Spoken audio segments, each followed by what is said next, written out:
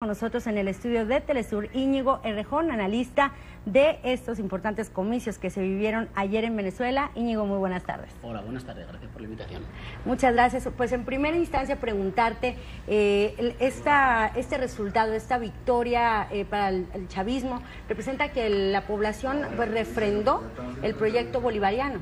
Sí, representa que el chavismo, esto es la identidad política que se ha cristalizado en torno a la figura de Chávez y ha agrupado un conjunto de demandas de los sectores tradicionalmente excluidos, no es solo la fuerza mayoritaria en el país, tanto en inserción territorial y en representación en el conjunto del país, en este caso las elecciones municipales, como la fuerza hegemónica. ¿Qué significa esto? Esto significa que es la fuerza que nutre, fundamentalmente, que ordena los consensos principales de la sociedad venezolana. Esto se ha vuelto a ratificar, creo, en estas elecciones, que pueden ser calificadas como las elecciones de la consolidación del chavismo sin la presencia física del que era el catalizador de esta identidad, ¿no?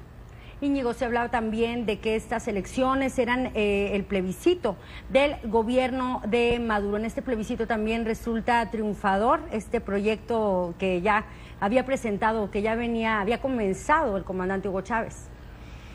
El marco de que estas elecciones eran un plebiscito, ese discurso había sido un discurso construido. Es un discurso construido fundamentalmente por la oposición conservadora en el país y por las grandes empresas del oligopolio mediático. ¿Por qué decían que era un plebiscito?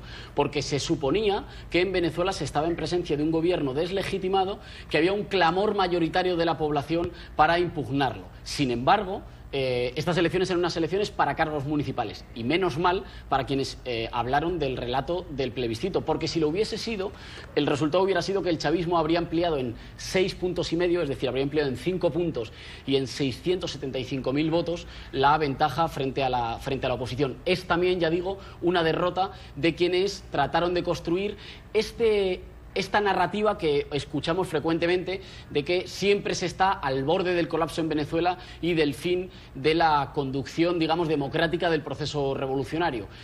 No obstante, y esto es sorprendente, estos medios que hacen circular este relato nunca piden disculpas a sus audiencias cuando sistemáticamente la realidad les da la espalda. Es decir, cuando el relato de que el colapso es inminente no casa bien con las preferencias mayoritarias del pueblo venezolano.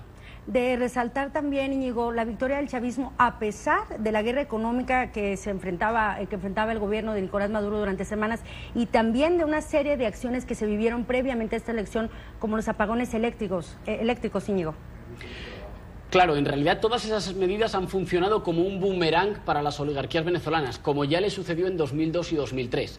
Esas medidas que pretenden desgastar al gobierno, si el gobierno toma las riendas y responde, en realidad operan como un desgaste de la propia oposición. Yo creo que lo que tenemos es, por una parte, una ratificación de que hay una senda en el sentido de inclusión social, justicia, recuperación de soberanía popular, expansión democrática, que es aprobada por la mayoría de los venezolanos, que ahora tiene ante sí el reto de pasar de ser no solo un consenso, sino de, digamos, cavar trincheras en el Estado. Esto es convertirse en institucionalidad firme, eficaz, sólida y relativamente irreversible en condiciones de libertad. Es decir, la consolidación del proyecto, Íñigo, ¿esa es la fase que sigue a raíz de estos resultados?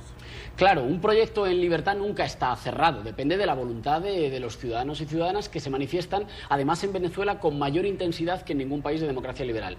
Votan con más intensidad y sobre más cosas, 19 veces en los últimos 15 años de revolución bolivariana, y en el medio local, digamos, participan con mayor intensidad. Ese es el único candado o la única palabra que decide el rumbo del proceso político. No obstante, se trata de lo que ha recibido el gobierno es una capacidad de iniciativa y de tiempo político para profundizar en el proceso de transformación estatal, ¿no? Del Estado heredado hacia un Estado que refleje la nueva correlación de fuerzas más favorable a los sectores populares y medios.